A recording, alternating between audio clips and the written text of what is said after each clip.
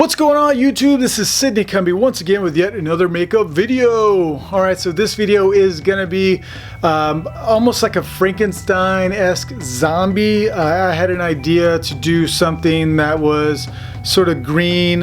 I wanted it to look almost like Frankenstein. It has some nasty hair and stuff like that. My model Kyle really pulled it off, made it look really cool. This is a bunch of prosthetics that I used in this, but you can call it a zombie makeup, you can call it a Franken-Zombie or whatever, but I just enjoyed doing this. It was my first time doing sort of like a green zombie, but it was definitely inspired by Frankenstein, so hope you guys enjoy it, because here it goes.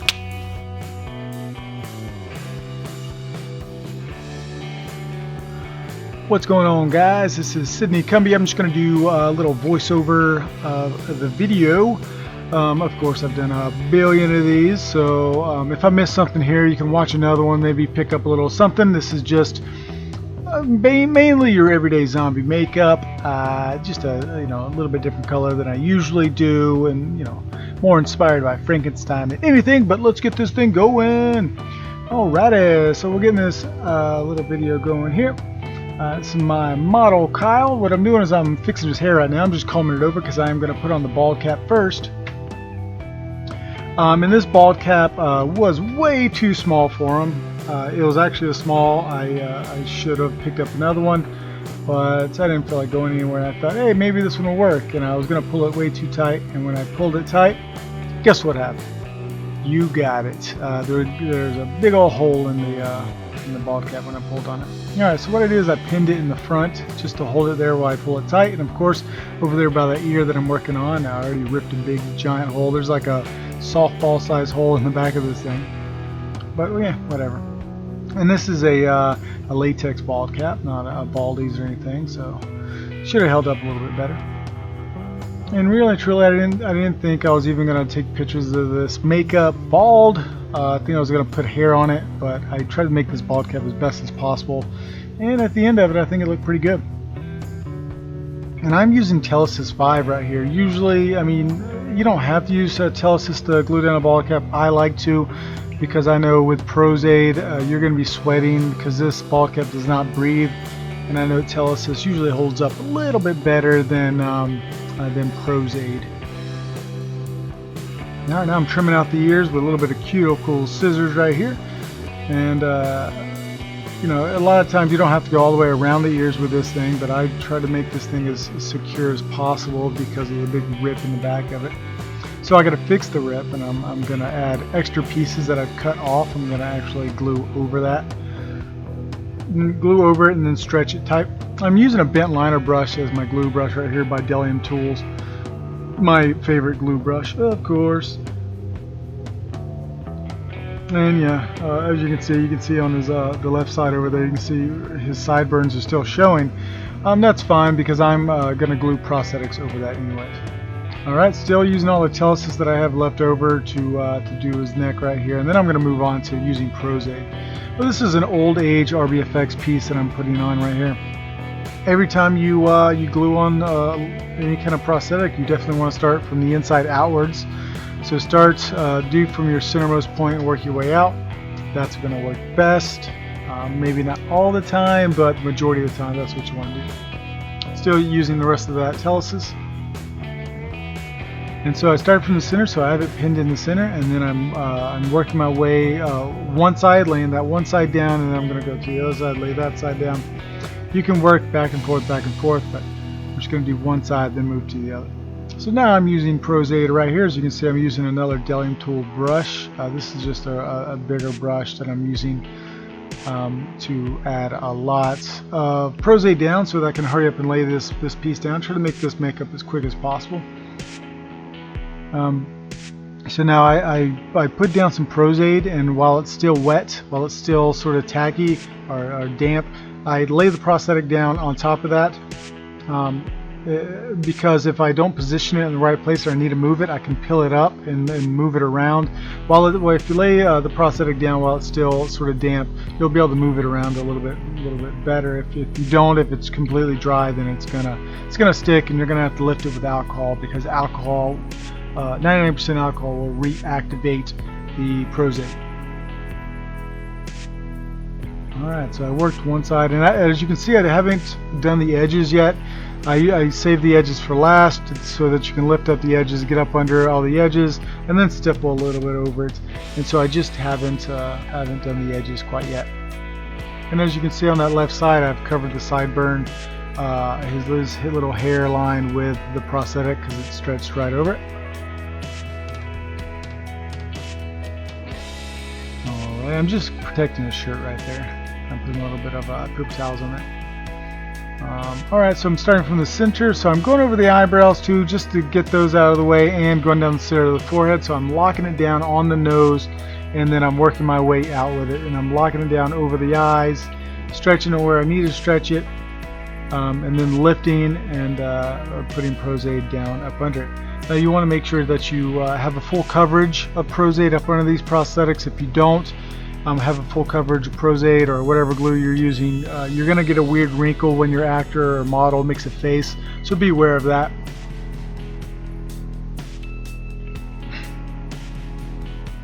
Alrighty, so he's looking pretty good right now. I'm just lifting it up. I have some tweezers right here. The tweezers just help me not stick to the prosthetic. If my finger's a little tacky or something, or if I get glue on them, that's not really good. So it just the tweezers are just going to help me, and they're made to do makeup. I'm using the back of the brush to pat down the prosthetic. You can do that if you can't get your fingers up in there. Use the back of the brush.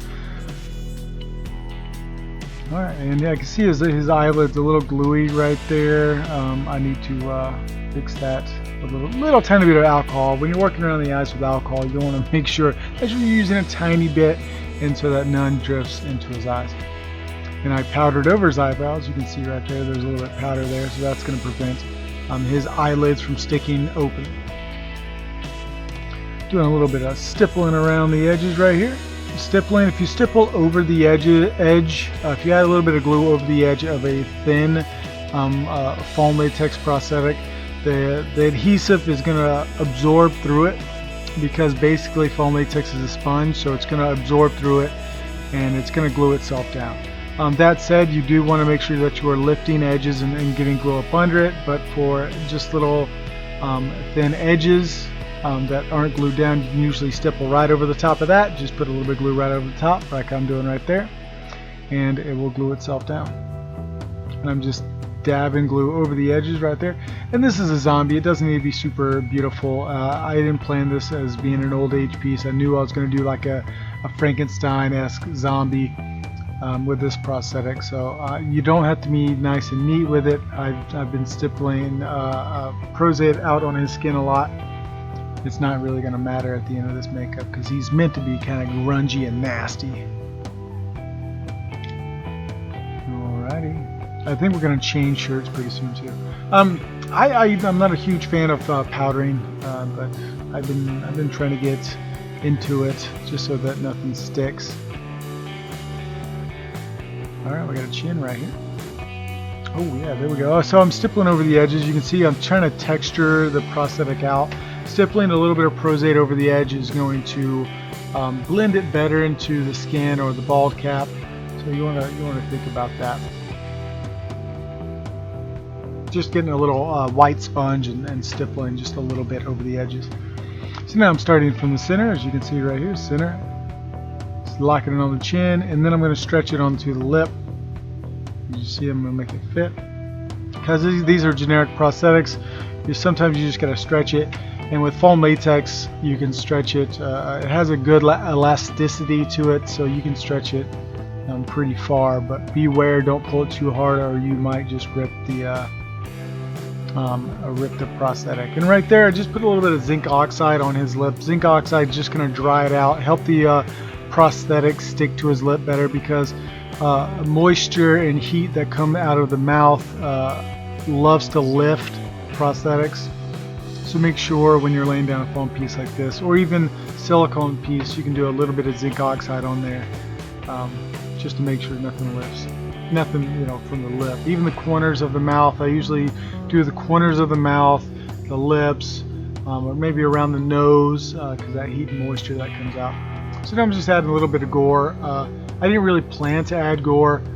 It just sort of, I was like, you know, this needs a little bit something else. So I just slapped on a little bit of Gore right over his lip, on his forehead, and his bottom lip. I add another one to it too. And I'm just throwing it down. I mean, these little Gore pieces, little like rotty wound pieces, are pretty easy to lay down. They're from a flat sculpt, so there's no contour to them really.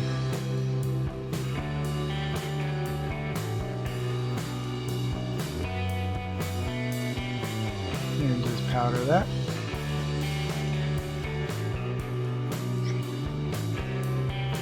Alright, we pretty much got everything locked down. I think it all looks good. So now I'm going in with like a dark, like, I don't know what you say, this a mossy green. These are Thomas Surprenant packs paints, because with foam latex you have to seal packs.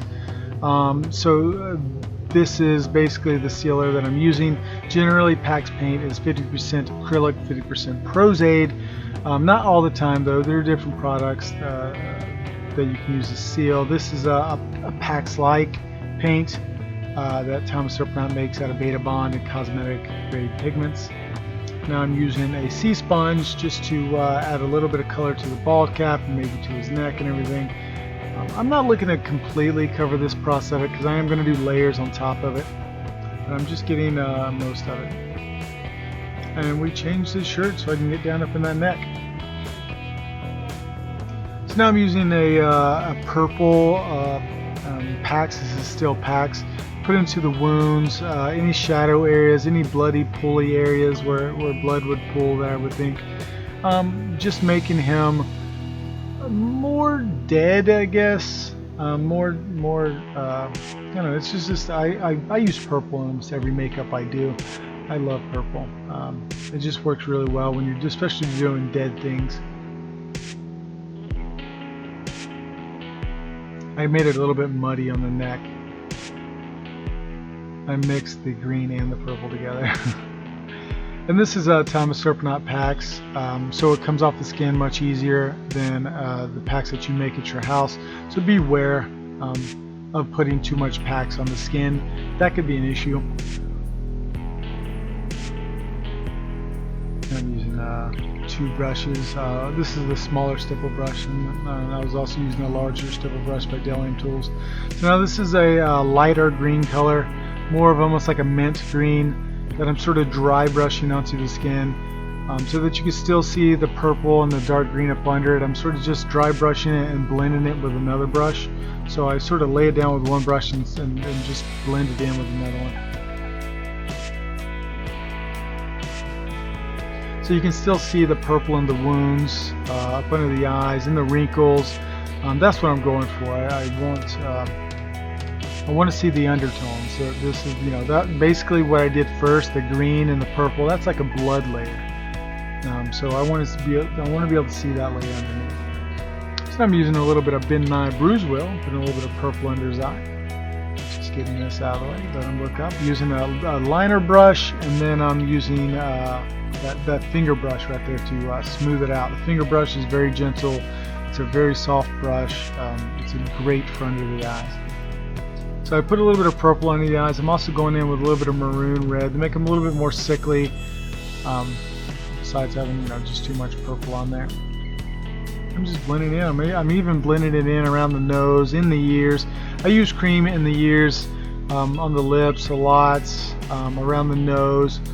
The reason I do this is because those are more sensitive areas, and to clean out the ears, all you need is just a little bit of ice cold mirror stain and a Q-tip, and it'll come right out. Really easily come out. Alright, so yeah, and you definitely want to make sure you color inside the ears when you're doing a zombie, or basically any monster that's going to be painted. Last thing you want to see is a monster that has pink ears and like a blue or green face or something like that. So now I'm using my Epic Dat European Body Art airbrush, my favorite airbrush ever, and I just did a haze over the whole thing to sort of blend everything together. The haze was it was like a light green color. As you can see, it looks more unified now. And that's what I'm doing right here. I'm still using that like light green color to go around. And now it looks like I'm using a purple This is probably the Contusion Purple from European Body Arts in the airbrush. I'm going into the wounds with it, around the eyes, in the ears. I'm hitting there all the purple spots back up in the wounds, you know, all that good stuff. You know, on the neck where I would think blood would pool. And then I'm also doing some modeling techniques all over the his head and everything, just giving some squiggles a little bit everywhere. So now I'm going in with Liver. This is Liver by European Body Arts. This is like a red, reddy maroony color. I use a lot of the same colors in a lot of my makeup. I just like the colors, and I like how they play together. And I'm going over all the purple that I went over with. I mean, all the purple that I went in with, I'm going over with the red. Then I'm also doing squigglies everywhere, making them look more bruisey, making them look more sickly, you know. And as you can see, there's you know, it's really starting to break things up by putting those little squigglies everywhere on the skin, on the forehead. Now, and you can do this with spatter, but I'm gonna put spatter, and then there I go. I'm doing spatter right there. So now I'm doing spatter. There's a couple of different colors I used on this one. I used a nasty yellow color, like a pussy yellow color, yellowy green color, purple, red, and a flesh color. And so I just spattered all those on there to sort of really break up the skin and unify things together. I mean, if you look at your skin, you'll look at your hand and be like, everything is made of dots basically, because there's a billion different colors in your skin. And the more you spatter and you break up the skin like that, you know, it really brings it to life and makes it look like a realistic flesh tone. So if you can, get one of these spatter guns. I got this spatter gun from Harbor Freight. It was only $14. I mean, you can use chip brushes too. I've done in my previous videos where I've used chip brushes, so you can use a chip brush as well, but they're only 50 cents. So now I'm sort of spattering some yellow ooze from his ears, from the wounds, to make it look nastier, from his nose, his mouth. You can see that, but like sort of bright yellowy, almost like a greenish color. Now I think I'm going over it with a flesh color, and this is just light flesh. Sort of put like a thin fleshy color over the whole thing. So now I'm painting in the green, yellow, oozy pus color. Just painting it in with a liner brush from Delium Tools, and I'm using the airbrush colors. I just have it squeezed into a little cup, and I'm just drawing it on there basically. It's looking pretty good. Now I got him in a new wardrobe, and I'm staining up that wardrobe with some European Body Art colors because it wasn't dirty enough. I felt like it needed some yellow and browns into it, so I'm just airbrushing, just spattering onto it with some airbrush colors. And he's looking pretty good right now. It's surprising how things start and then how they end. It's like, oh, you know, now it makes sense. Now it looks pretty good. There's times where you're doing makeup and you're like, ooh, this looks terrible. But I think it's coming together right here. I think I just sprayed some yellow on the shirt to make it really nasty. To make it match him as well, sort of. That's what he's been leaking. That's what he's been sweating out. Alright, so now I'm adding the Glisten up. This is the Thomas Surprenant's Shine material. This goes on, dries, and it stays looking wet. I always like to add this to a makeup, especially with zombies. I want to make them look as sweaty and nasty as possible. I always, you know, when I think of a zombie, I love that. I don't like a zombie to be dry. I like them to be always oozing something out of their skin. If it's not like pus, blood, you know, and make it like some sort of sweat. You can always put a sort of a color in this Glisten up material and have that sort of be a translucent material over the whole skin. Just put it everywhere and make them look all nasty. Well, I don't know, the lips are important. If you make those look nasty, that really makes it look really cool. Alright. I'm stippling it all over the skin, making him look sweaty. He's looking pretty good. I mean, he looks really. I could see this in a zombie movie. I can see this in I can see this in a zombie show. You know, So I did two versions. I did the bald version, which you just saw, and now I'm doing the hair on this one. I like the hair. I think the hair, I've used this hair, the same hair pieces in a couple of different makeups, but I really like it. I think it goes well with all kinds of different makeups. It's just a nasty looking hairdo. It was made by Thomas Surprenant, the same guy that made the Glisten up and made the packs for this makeup. And I like how it's really sparse and just it feels like it's like falling out and stuff, and that's what he is. He's a Frankenstein-like character, you know. He's brought back to life, and his body was basically rotting, and now it's back. Spraying a little bit of water on his hair, and this is the final look. Man, hope you guys enjoyed this video, because I know I enjoyed doing this makeup. It's one of my favorite makeups that I've done to date. I loved it. I thought it was great.